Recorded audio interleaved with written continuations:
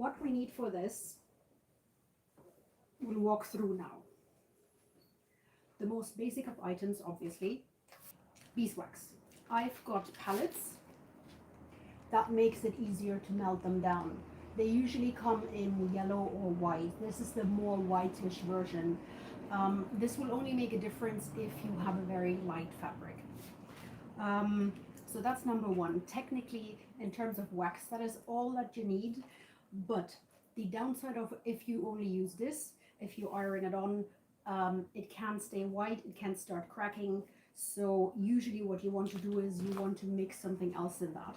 That could be either glycerin, that could be turpentine, that could be linseed oil, or all of the above. For this mixture, I'm going to use linseed oil for the most simple reason that I have it. So these are our ingredients. What else do you need? So the way to melt this is a double boiler system. In case you're not familiar with that, what that means is you get a saucepan and you fill it with hot water. And whatever you want to melt, you put into a glass jar and you place into that so that the heat source doesn't directly touch it.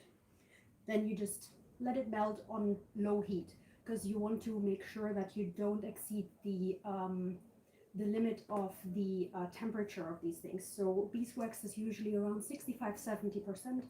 You don't want to heat it more than that. So leave your settings on your stove or your oven, not oven, sorry, stove on low.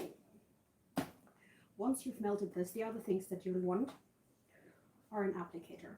In this case, I've taken a similar to a wax brush. So I didn't find a proper wax brush, so this is for varnish.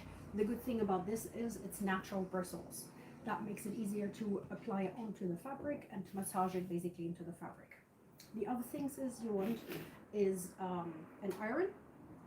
Alternatively, you can use a hairdryer or a heat gun.